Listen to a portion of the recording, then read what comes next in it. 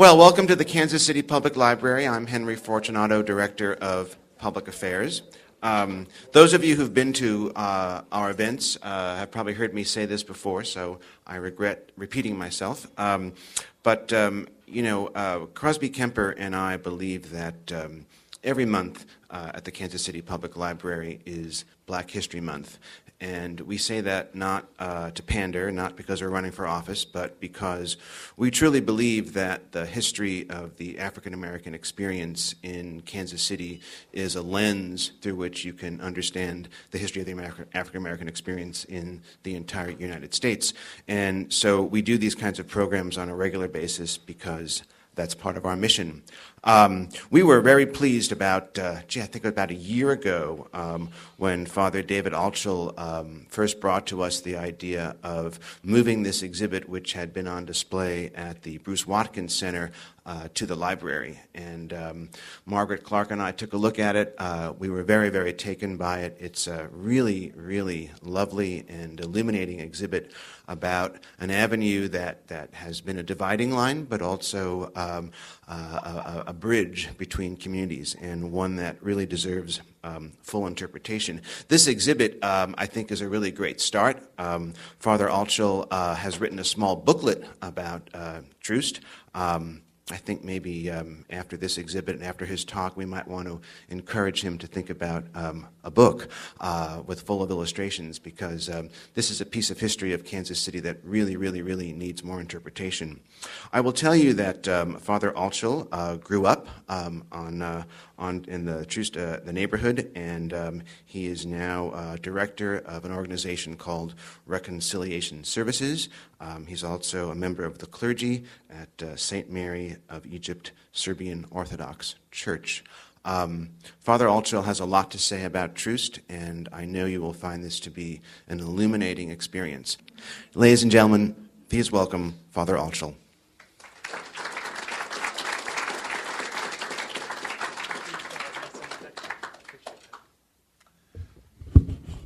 Thank you, Henry, for that great introduction.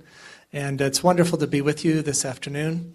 I wanted to say, as we just begin to get started, I'm going to walk and point to these different spots. And so I would encourage you later to be able to actually take a more thorough look at the exhibit itself.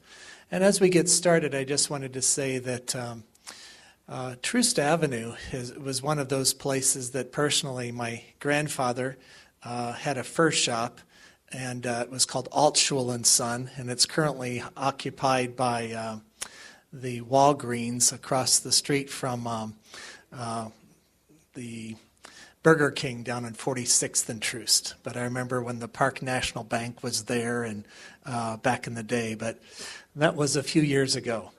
And so since that time, I've seen lots of different things happen on Troost. One of the interesting things that took place is, I remember when my wife was talking about her experience in 1968, right after the death of Martin Luther King, she was pulled over because of her being African American, and people. It was after martial law was instituted in our city, and so they wanted to find out where she was going. She was going to pick someone up from work, but I mean the whole experience of it, having to deal with martial law at 31st and Troost was an experience that a lot of people have sort of swept under the rug and are not that aware of, that was part of our collective history. And then other people have experienced it being like a ghost town for the past 20 years. And yet now what we're in the middle of is a period of really seeing a lot of people from both sides of Troost starting to come together. I'm with Reconciliation Services, and part of our core vision is to change Troost into an actual place of village, to change Troost from a dividing line to a gathering place. Not that long ago, Walt Disney came to one of our first Troost festivals. We've had 6, and we're going to have a 7th this year. And he referred to Troost Avenue as the Berlin Wall of Kansas City. And the reason for that was because of the racial stigmatizing that's gone on for these many years. And yet, as I began to dig a little bit more deeply into this experience, I began to find out that there are lots of threads that make up the experience of Troost Avenue. And those threads are what I want to talk about this afternoon. I want to talk about those things that if we really pull them together and work together, we can weave quite an amazing tapestry for the future from all the different pieces that we have to pull from. But I want us to realize it's this word together. It's not one group imposing a vision on another group, but it's rather all of us being able to sit down together in dialogue and experience the other person in front of us and realize that by sharing a collective history that we can be able to rise and experiencing something beautiful. And so you're going to experience this afternoon the good, the bad, and the ugly of Troost Avenue. And to get started, I'm going to start on my right, your left, and talk about some of the beginning phases. I know that you can't exactly see it from where you're sitting over there, but let me just mention that we're going to be taking a look from 1800 going all the way to the present. Why 1808? This is when we first started to work on this exhibit, was in 2008. And the reason was because that was the year that the Osage Nation transferred their land over to the United States of America. And it stopped right at state line. And so this land that stretched almost the entire width of Missouri, and it went from the Missouri River down to Arkansas, and in all of that area we had tremendous expanse of hunting grounds, woodlands, areas where there was fishing, where there were communities that had been built. And so we're going to take a look at that piece of our history. And then we're going to talk about the experience of a slave plantation that was actually between 23rd and 31st Street, which a lot of people were unaware of. And we're going to talk about an experience called Millionaire's Row that was right in the same neighborhood. And we're going to go through the experience of how that became a thriving business community, only later to experience the trauma of white flight. And then we're going to talk about our experience and hopes for the future. There's 3 pictures listed in this first panel. The first is a beautiful image from the Osage people. And this is to remind us of the roots, not only of Troost Avenue, but the roots of Kansas City, Missouri as Osage territory. And I think it's very important that when we walk that we realize that there are thousands of years of history in this community, far before Europeans came here, that let us know that there's a people to whom we owe a tremendous debt that have cared for this land in times past, and that's the Osage Nation. Then this next piece under that is actually our building. We're in the Westover building on the southeast corner of 31st and Troost. And this was an amazing building that's had a lot of history, where it used to be the place that Webster Withers, who had a residence there, turned it into a business, that turned into a candy store, that eventually became President's Shirt Shop, was one of those shirt shops that was named after Harry Truman and his friendship with Eddie Jacobson. And then finally, we're going to take a look at some of the goings-on to actually develop community for the future. The next panel actually deals with the Native American history in our particular community. And in each one of these segments, for those of you that love history, I want to encourage you to begin to consider the amount of research that's desperately needed. And Henry mentioned about a potential book. Actually, with what we've barely uncovered here, there could be books and books written about this particular area. Because as we begin to go through this, I found out that this is like a gold mine for research. It's not only for the past, but even in terms of our collective experiences right now. So I would strongly encourage those of you that are inclined towards either archaeology or towards taking a look at anthropology, beginning to really consider the area around 31st and Troost, because it's a crossroads of so many different pieces of our past. But when the Osage people were forcibly removed, and I say forcibly because of the fact that they were offered pennies on the dollar for their particular land. And they really didn't have full understanding of the amount that they were losing by turning over that land. And they saw what had been taking place in those other areas of the country. They ended up giving that up. In 2006, we in the Troost Festival, that was our second Troost Festival, presented a resolution to City Hall, where at the second Troost Avenue Festival, there was a proclamation that was issued that declared that particular day as Osage Nation Day.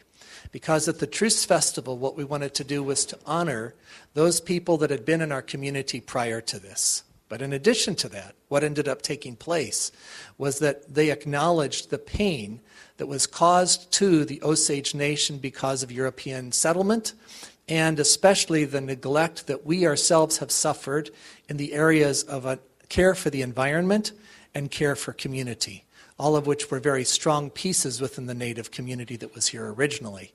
And it's only now that we're discovering how much we've lost by neglect of the environment and by neglect of basic community building principles. And so we owe a lot to the Osage people. We owe a lot to the Osage Nation. Just about 4 days ago, representatives of the Osage Nation came up to 31st and Troost, and there was a meeting with the Heart of America Indian Council and the American Indian Center in Kansas City.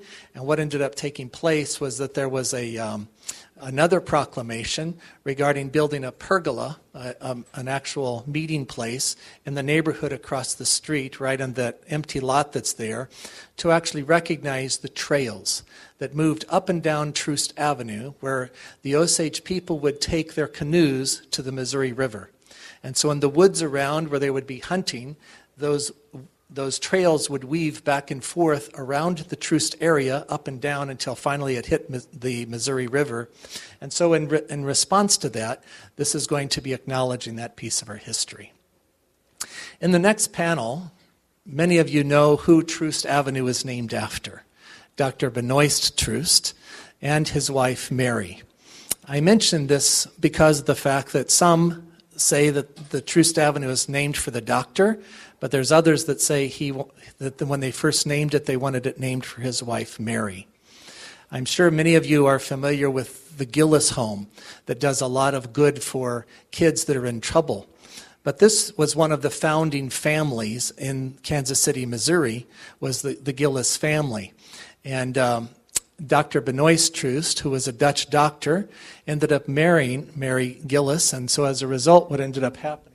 And they used to be right at the very beginning of our city. When you think about the foundation of Kansas City, Missouri, you must think about Dr. Troost and the Gillis family. Well, in honor and respect for all of the work that he had done, there was a particular point when the avenue was named after Dr. Troost. But I wanted to mention that in our art gallery at the Nelson, both of these portraits are there. So the original are there in the actual Nelson Art Gallery itself. But when you think about Dr. Troost, one of the things that we find are oftentimes dealing with the myths that we have of ourselves and our experience. Many people aren't aware of the fact that Dr. Troost and his family owned themselves 8 slaves.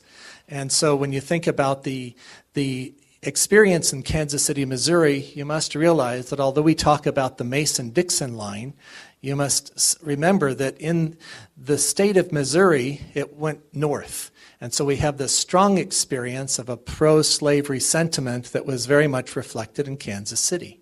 And this was found not only with Dr. Troost and his wife, but quite a number of others that were key city founders at that point. And so unraveling the place of slavery in our past and finding out what is this us and them thinking all about is very much a part of understanding Kansas City history. And when we think about this as a dividing line, it's one of those things that we have to face with inside of ourselves. I used to think to myself that I'm one of those people that wasn't prejudiced.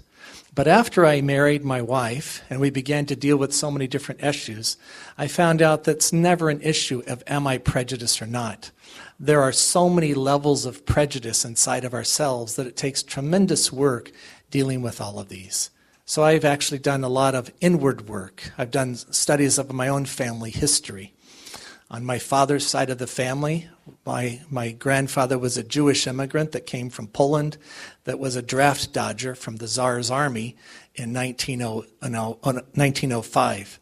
And when he came over here, it was specifically to escape as a young Jewish boy from being in the Tsar's army for 25 years.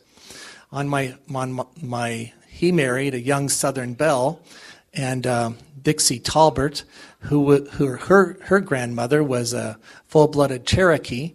But then on the other side of the family, the Talbert family, it turns out that one of them was a Confederate colonel and a slave owner from Kentucky.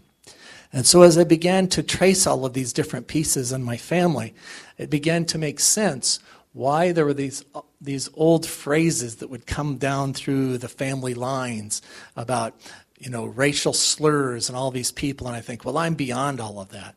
But only to find out when certain things start to come up, there's all these stereotypes that come up in our minds. And unless we do our inward work and monitoring, we find that little by little these things start to affect the way that we treat each other. And so one of the things by studying Troost Avenue that we actually have the opportunity to do is to reflect. Reflect where we've come as a people. Reflect on our own genealogies and our own background and how we fit together. When I realized that the experience of the Cherokee ancestry in my own life was bound up with who I am, I went in talking with my wife. It turned out that her great-grandmother was a full-blooded Cherokee. And that when we were talking together, we found out that there was all of these common connections on the Trail of Tears and all of these different things. And when you think about who am I as an American, it is so essential that we start to talk about who am I in terms of where have I come from and where have my people come from? How did they fit together? How did they, work in all of these things? I'm, of course, a priest. And so a big part of who I am is informed by my spiritual base. And there's a particular verse in the prophet Jeremiah that says, when you can extract the precious from the worthless, then you'll be my spokesman. And I think this is a real challenge for all of us as human beings, is to find out in my background what was precious, what was worthless. In my upbringing, what was precious, what was worthless. And being able to find out a way to be able to move through those places in my past so that I can hold on to the good, let go of the bad, and then begin to make new decisions based upon that understanding of how I want to move on in the future. What's true of my life individually, I find is also true of us in terms of community building and rebuilding, is to be able to look back at our past collective history and ask, in those experiences, what was precious? What was worthless? What do I want to let go of? What do I want to make new decisions on so that I can begin to go forward in the future? And part of that deals with this issue of slavery. That leads us to this next panel. One of the pieces that I found out is hardly known at all in Kansas City is that there was a 365-acre slave plantation across the street from us at 31st and Troost.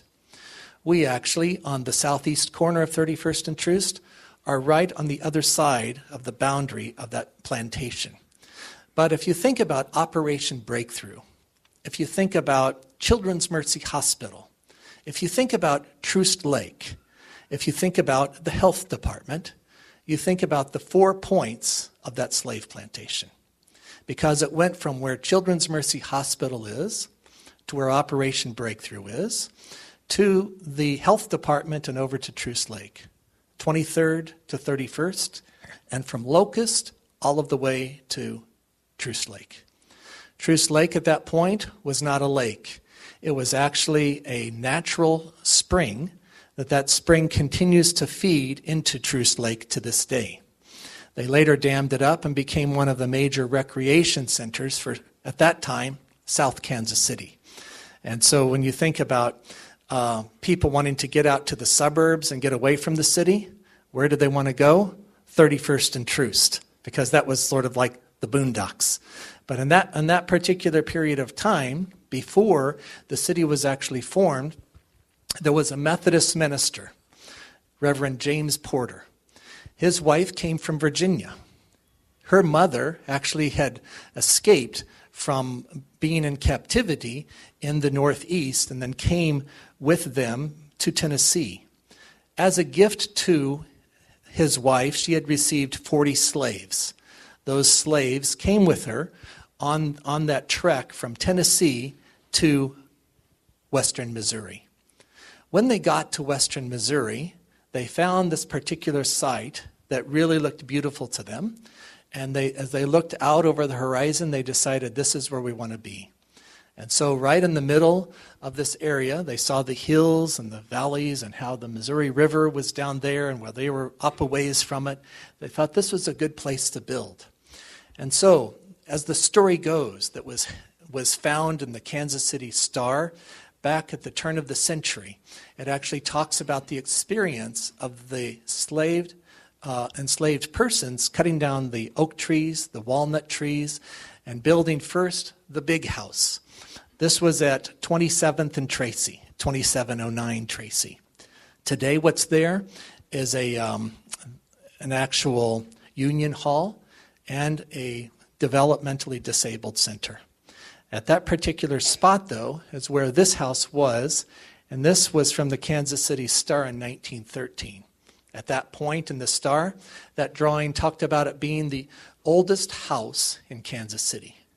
It later had been destroyed, and then they built a beautiful mansion on that site in the period of Millionaires Row, but this is the actual place where that was. The City Planning Division, later you can come and look at this particular map, developed a map for us specifically on this research. And most of the information itself came from these early issues of the Star, from talking with the Porter family where these things were in their experience and in their place. But down here at the bottom is 31st Street, and across the street was an actual cornfield. That's where Operation Breakthrough was. Down at 27th and Troost, where there's a group of apartment buildings now, that was an actual fruit orchard. But then behind that fruit orchard, on 27th and Tracy, on the other side is where they built, in a semicircle, the slave cabins.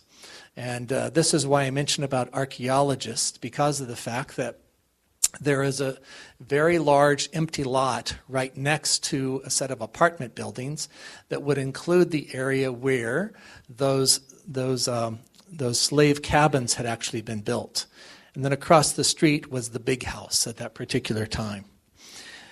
Down a little ways from there, up on 24th and Troost, was their first family cemetery. And that later was moved to Union Cemetery, so that the individual graves of the Porter family were put together into a very nice spot, but it's under an obelisk that's dedicated to the Porter family at the Union Cemetery currently. One of the interesting things about that I would encourage you to check out is what happened to all of the slave families. In the Union Cemetery, there are many, many unmarked graves. And in talking with the curator of the museum, he simply said this is where the enslaved persons had been buried. So this is one of those things in Kansas City where I feel like that much more needs to be done as we pull together to really take a look at this issue for the future. This was just an introduction, though, to the Porter plantation and the experience of some of the enslaved persons at the Porter plantation. Now, what happened after the Civil War? The Porter family kept the land, and what ended up taking place is that this land that had been cultivated from 1833 to 1865, where there were farms, where there was pasture, where there had been residences that had been built, all of that was prime real estate. And all that prime real estate that had been developed by primarily the Porter slaves ended up later becoming Millionaires Row. Because from 25th to Linwood, along Troost Avenue, were some of the most beautiful, elegant homes in Kansas City. As a matter of fact, on our particular block, this is a picture of 31st and Troost back in the 1880s.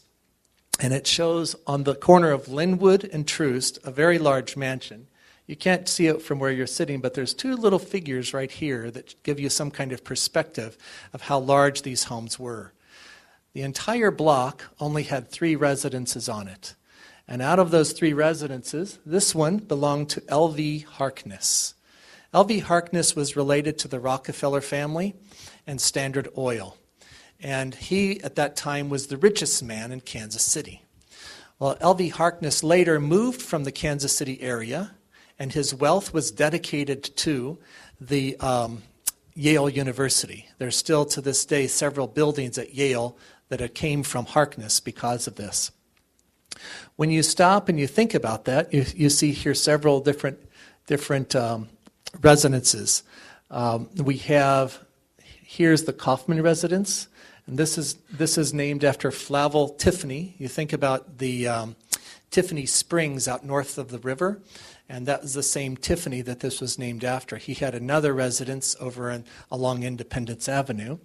And then this was William Smith, which was where the Wonder Bread Bakery's outlet is right now on the corner of 30th and Troost. So people think about that particular stretch of our city. People think about, can any good thing come out of Troost? But you stop and you reflect upon it and you think about the history and the origins and where actually these things came to be. Now, it's a fascinating thing to think about some of the other people that had lived there. Earlier, Henry had mentioned Crosby Kemper. And in Kansas City, the Kemper name is well known. We think of Kemper Mutual Funds. We think of Kemper Arena. We also think about the beginnings of United Missouri Bank, Commerce Bank, all of these financial institutions. And yet on the corner of 26th and Troost was the actual beginning of William Kemper. This was his home, his residence at that point of time. Across the street from him lived another individual who's pictured down here with Jesse James. And his name is Thomas Crittenden. Thomas Crittenden at that time was the governor of the state of Missouri, and he was famous for issuing the decree for the arrest of Jesse James. And so as a result, you think about this person that was seeking to arrest Jesse James had his residence at 26th and Troost. Little did he realize that right down the street at 10th and Troost, Jesse James had changed his name, and he was living down there for a period of time. So there's all these little pieces that go into making up our experience of Troost Avenue. And this is why when this mention was about writing a book on Troost, I mean, there's a lot of books that could be written on our particular neighborhood. So you think about the fact that here, from what was a slave plantation, within 20 years developing into Millionaire's Row. That was in the 1880s. In the 1890s, there was this whole thing of a boom in the 1880s and a bust in the 1890s. And so as a result, many of those that had found their wealth ended up coming to the place of a depression in the 1890s, lost those homes, and then the question was where to go from there. It took about 15 years really to kick in gear. But by that time, the move began to turn away from residential to commercial. And part of what made that happen was the faith community and the immigrants that began to move into that particular neighborhood and those particular areas. This is a fascinating piece of our history, but there was some amazing conglomerations of people in the Troost community that really not only got along, but definitely collaborated. One of my favorite stories is something that took place a little further than I want to go to, but I'm going to just mention it quickly. But that is that the rabbi of Bnei Yehuda Temple, who was at that time Samuel Meyerberg, ended up having an incredible amount of chutzpah and courage, and he began to confront Tom Pendergast during the Pendergast era. To the point where people began to actually warn him that he was really going to get in trouble if he kept that up, and this wasn't the place for a rabbi and all of this kind of thing. But one of the things that he did was he developed a partnership with Reverend D.A. Holmes. D.A. Holmes was the pastor of Paseo Baptist Church. And it was in large part due to this collaboration between Rabbi Meyerberg and D.A. Holmes that they were able to actually confront and bring down the Pendergast machine in the late 1930s. In between all of that, a tremendous amount of benefit had come to our city, even though it might not have all come in a morally sensitive way. I'll put that because if you think about Tom Pendergast and some of the things that he built, we today see these beautiful monuments that were a dedication to his cement company, and we think about how much cement went into City Hall and to the Jackson County building and all of this, not to mention Brush Creek Boulevard. So when you think about that and the fact that he owned it, there's lots of urban legends, who knows how much of it is true, where some of the enemies of the Pendergast machine used to end up buried in Brush Creek in the cement because there was so much that he could be able to put in there. But in that scenario, when he actually was able to dedicate this other area where they would not have police go, down around 12th and Vine and 18th and Vine and 8th and Troost and 10th and Troost, the actual thing that he ended up doing as a byproduct of that was creating an opportunity where creativity could thrive. And so what we referred to as the beginnings of jazz, much of that came out of that very opportunity and that very experience. And it continued to go on up further to where we are, up around 31st and Troost, so that there was at 27th, 26th and Troost, some jazz groups that would play there, down at 35th and Troost, and then right down the street from us at 31st and Gillum was the El Torion, where they used to have the Battle of the Bands, and where they would have jazz groups like Duke Ellington and Count Basie and other people actually played in that very spot. And so all of this is part of this history in this particular neighborhood.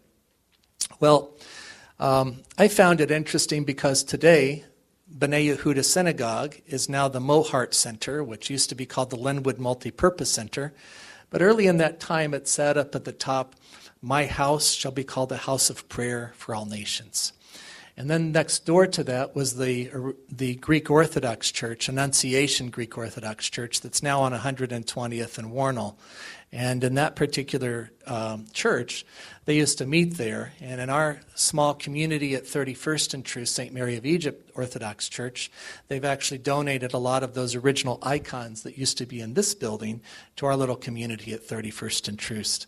So there was a lot of faith that was expressed in that area. There was Irish Catholic, there was Baptist, there was across the street from us one of the most amazing temples to the Christian Science movement that was torn down in the 1950s. So there was a lot of many faith expressions in the area around 31st and Troost. One of the pieces that it still surprises me how many people are unaware of is the experience that Walt Disney had in our particular neighborhood. And in this particular panel, we're just going to take a snapshot of 1922 and 1923. Butch Rigby and Screenland Studios has done a tremendous amount about bringing Walt Disney back to people's awareness because of what's called the Friends of Walt Disney. They found this particular building here on the corner of 31st and Forest was the original site of Laugh-O-Gram's studio. And so this was where Walt Disney actually, and a group of young animators, Ub Iwerks and others, actually began to develop a lot of the cartoons that then later they ended up taking out to California, where they made a fortune. But at this time, when they were just getting going, they were struggling like all get out. They had, in his own oral records, he talks about taking showers down at Union Station for a dime. There was a Greek restaurant down here in the bottom. They had their studio upstairs. He typically would stay upstairs. And there came a point when he was in the middle of going bankrupt that he was so poor that he had to actually take his tab downstairs that he was building and building and building, trying to just stay alive, and he couldn't even keep that going. And so what he ended up having to do was to just take his bread, and he was sleeping on canvases and clothes up on the second floor. And there came a point where there was this little mouse that used to come and to actually share some of those crumbs with him. And as he would come through there and share those crumbs, he became like his friend at 31st and Forest. During that time, he had developed Oswald the Rabbit. And this became one of those early cartoons that he was known for. Well, when he got out to L.A., he sold the rights to that, and so as a result, he couldn't use that anymore, and he was trying to figure out what he could do. And he was thinking, and then all of a sudden, he remembered that little mouse. And that little mouse, of course, became the inspiration for Mickey Mouse. And so when we think about Mickey Mouse, I mean, this is 31st and Forest. You can't see it very well, but this is our building right here. And so to this day, we've actually found some of Mickey's descendants running around our building. And so some of those we've called my church deacons, because one time I came out of the altar and I noticed this little mouse running right behind me and it came up around the other way. But that's the experience that we have in that particular area. Now, to give you some kind of perspective, they've actually been able to put a new roof on this building. They've begun to stabilize it. The hopes are to make that into some kind of museum in the neighborhood, but it's still a work in progress. But think about it. Who would have ever thought that the cradle for animation in the 20th century was 31st and Troost? And yet that's what we've been given as part of this collective history.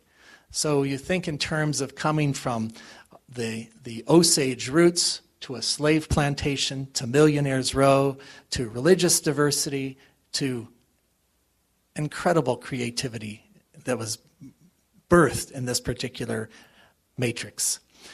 Well, coming over here, as it moved from residential over to this particular time of business, when we think about the 20s at 31st and Troost, all of a sudden there was a flowering of economic activity. And Walt Disney stepped right into the middle of that. I have a picture in our office of December 6th, 1929, that shows 31st and Troost at that point. This was right after the Great Depression hit, but in Kansas City at 31st and Troost, it was a flurrying of activity for the Christmas and the Hanukkah season. Well, as you stop and think about that, they had said that this area became like a city within a city. And there was someone that had an apartment building, Leroy Kelsey at 3031 Troost, which has since been torn down, but he wrote out a list of all of the neighborhood businesses that were in that particular area. Within 2 blocks of 31st and Troost in the 20s, there were 186 businesses. And so when you think about creating this idea of a village, this was very much a part of what was actually happening at that time. So you had professionals, you had carpenters, you had insurance companies, you had stores, you had office buildings of all different kinds, and cafeterias and cleaners. All of these different people were right there. You know, we think about the Jewish Community Center now being out on Knoll, but at that time it started at 31st and Troost. I think it was 3117 Troost. And one of the fascinating things that I'll never forget was we were sitting down one day to plan the Troost Festival. And we were talking about some of the things that were needed in that particular neighborhood. And we were seated at 3105 Troost. I'm morphing now into this next one because here you see a picture. Here you see a picture of the South Central Business Association. And in 1922, the South Central Business Association was having a meeting discussing parking lots, lighting, and the possibility of streetcars coming into the area. And at that point in time, what we were sitting around doing was talking about the parking lot across the street, lighting for our neighborhood, and at that point we were talking about we don't know if we're going to get the Max bus or if we're going to get cable cars or something like that coming in. And then all of a sudden we read the record, and it was like one of those deja vu things where you're reading exactly what they were talking about, almost 80 years ago. So, some things never change. But as you look and you see, this particular area, it did have the streetcars. There was lots of businesses. And then down at the bottom is that particular piece that I was talking about in December 1929 that showed all the activity in that particular area. Notice these panels go from 1905 to 1954. What happened in 1954 that made such a distinct impression on Troost? What are your thoughts about that? When you think about the impact of Brown versus Board in Topeka and the impact of the idea of segregation all of a sudden moving into desegregation, there were lots of things that began to change. And the most significant was a deliberate attempt to change Troost Avenue from this heterogeneous community that was very diverse, that had all of these different communities that were working together, into now beginning to change it into a segregated zone. Although the Brown versus Board had ruled on desegregation, Kansas City was very, very slow in implementing it, as many of you know. I'm going to go for just a second to this next slide. There's a book that's called Race, Real Estate, and Uneven Development, The Kansas City Experience by Kevin Fox Gotham. And he did a tremendous amount of research on Kansas City, but one of the things that he found was that Kansas City is one of the cities that suffers from hyper-segregation. And he listed several different causes for this particular significant thing that took place in our city. The first thing that he talked about was actually originally some housing and welfare reports that were back in the 20s. This became sort of the breeding ground for some of the policies that came about later. They linked place, race, and culture. The people that had done this put quite a bit of their own thought and their own bias into this particular report, but they ended up with these kinds of stereotypes that were listed there. When they referred to African Americans, they spoke about shiftless, indolent, lazy, and lie. I mention this because of the fact that these kinds of stereotypes were the very things that were used later to actually begin to spread this kind of slander to encourage fear, to encourage people to stay segregated and not to come together. Then, in an attempt to begin to cause Kansas City to grow, they began to talk about racially restrictive neighborhood associations. And so these covenants began to take place. I'm just going to read one from one of the racially restrictive covenants. It said, "None of the lots in the subdivision shall be conveyed, leased, or given to, and no building erected thereon shall be used, owned, or occupied by any person not of the white race." Now, between 1900 and 1947, 62% of the 221 neighborhood associations had racially restrictive covenants. And I share that because of the fact as we start to think about that, it wasn't until Matt Blunt forcibly declared a ruling on this that forced people to take these statements out of their neighborhood association charters. Now, many people have said of things like, well, of course, that was just in there. It was just history. We didn't pay any attention to it. But to continue to live with such stereotypes and such kind of statements in a public document says a lot in terms of this kind of toleration of us and them thinking. And these are one of the things in our life together as people around the Troost community and that are present in Kansas City that I think we need to think about how can we change that. Another was homeowner associations. In quite a few homeowner associations, members agreed to bind themselves and future owners from selling or renting to African Americans or others of color. A whole nother series needs to be given to this idea of where did these constructs come up in our minds. Because of the fact that in ancient times, differences among people, there would be based upon religion, based upon philosophies, based upon conquest of groups. But really, we start to see some changes happen after the 1440s and into the 1500s about actually beginning to identify separation based upon skin color to this degree. There's a wonderful series that PBS put out called Africans in America. And it's also has a book on that subject that I would strongly recommend that people get if you want to find out more information about that. A fourth reason for our seeing this Berlin Wall that Walt Bodine referred to, this racial dividing line, was simply blockbusting as a catalyst for neighborhood transition. And so when you think about blockbusting, oftentimes you would have a realtor come through and say, boy, I'm so glad you want to stay in this neighborhood. So few white people do these days. So all of a sudden you hear something like that and you ask, oh, why do so few white people want to stay in the neighborhood? Oh, nothing. There's a lot of people that are moving. Oh, well, tell me more about this. And all of a sudden it would say, well, don't worry. We have a wonderful new suburban development right over here. And so as a result, the encouragement based upon stereotypes would encourage people to move. And so you actually have this experience. I used to live at 78th and Paseo. And I'll never forget when that first took place in the home that my mother and brothers lived in at that time. And realtors began to come through and to try to encourage this kind of thing in a particular neighborhood. This was in the 60s.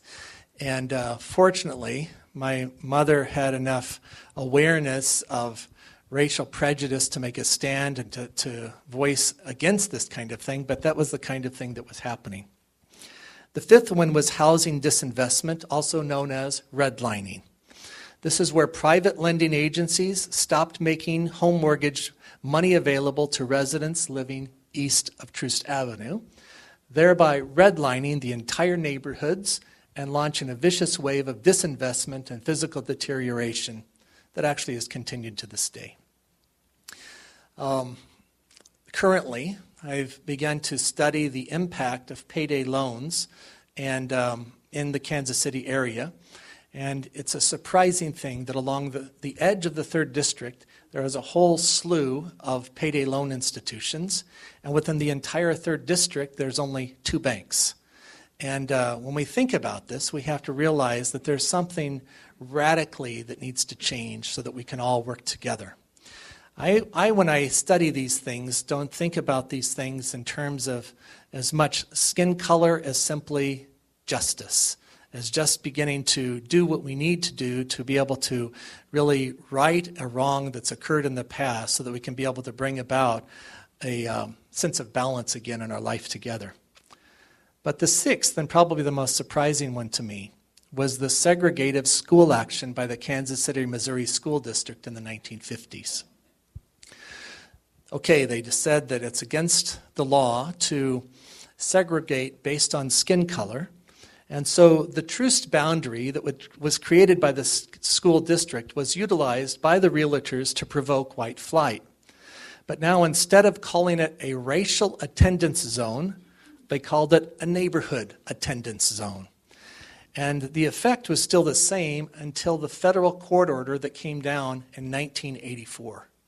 So you've got 54 when this legislation was passed, but it actually wasn't forced to be changed until 1984. That's a 30 years difference. And it's because of these things that we start to think about how is it that we allow these things to take place, the time frames that go on for such a long period of time. It's with these thoughts in mind, as we've stopped and we've reflected, that I mentioned earlier that we're looking at the good, the bad, and the ugly. But where do we go from here? We've felt the pain. We've heard about these issues. Someone told me that in community building, the white elephant in the middle of the room that nobody wants to look at is the issue of racism and this issue that's gone on in our past.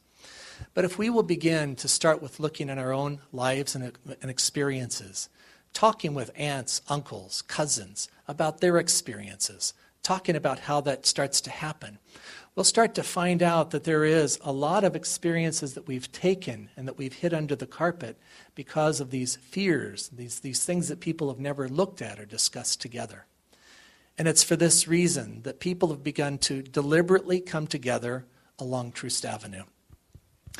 Right here in this last panel, what we're actually taking a look at is where are we going to go from here. 2005, we started the first Troost Avenue Festival, and it was dedicated to neighbors celebrating neighbors. Since then, we formed what's called the Troost Alliance. This is a group of faith-based institutions, social service agencies, up and down Troost, where we're trying to pull everybody together to begin to think together. Typically, it meets at St. James Church or other churches around the area in Kansas City. And then just recently, we formed what's called Troost Village, which is a deliberate attempt to form a different kind of a community where one of the key themes is every person matters. Right now, the bus line has put in a max bus that goes all the way down Troost. There's a lot of external beautification that's going on. Right now, artists are starting to find the neighborhood. Musicians are starting to find the neighborhood. And so we're starting to see a lot of new energy that's pulling back into Troost Avenue. But one of the things that's very, very important is that we pay attention to other areas that have gone through a period of devaluation and then restoration. And there's a hidden danger with that that's called gentrification, which is this idea of, because of the development, pushing the original neighbors out because of the inability to pay the taxes. And so we've taken a motto from Boston's, there was a Dudley Street Neighborhood Initiative, and their motto was development without displacement.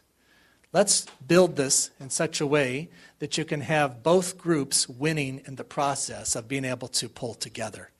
And for that, we need to talk with each other. We need to look at each other, and we need to find out how can we really make this happen.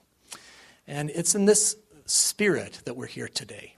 So my hope is that we can take a look at the history of Troost and use that as a metaphor for doing our own inward homework, doing our homework for the community itself, and being able to find out how can we take those things that were precious in the past in our common history, that were worthless in the past, that were shameful, that were hurtful, that were destructive, let those things go, but then pull together to be able to build a beautiful example of living together in the 21st century.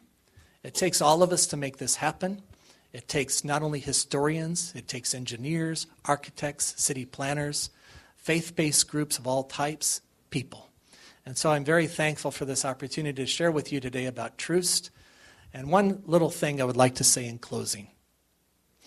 There was a friend of mine that encouraged me to look in the New Testament.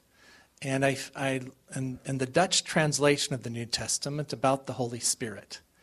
And as I did, I found a very interesting thing.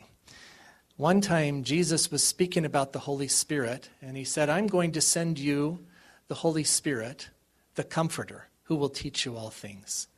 And the word for comforter in the Dutch New Testament was simply the word Troost. And I thought, what an amazing thing. That here, when we think about Troost, oftentimes there's a stigma, and I can't tell you how many people I've heard, you live there, or don't go there, or, I've gone across Troost, and all this kind of thing. But consider, the very word Troost actually was the word that was translated from the Greek word paraclete, comforter, the Troost. And so this is my prayer and my hope, is that this place that many people have looked at as a byword, as a place of stigma, could once again become a place of real comfort, trust, developing new relationships, where we finally can get it right in America, where we can be real neighbors. So, thank you.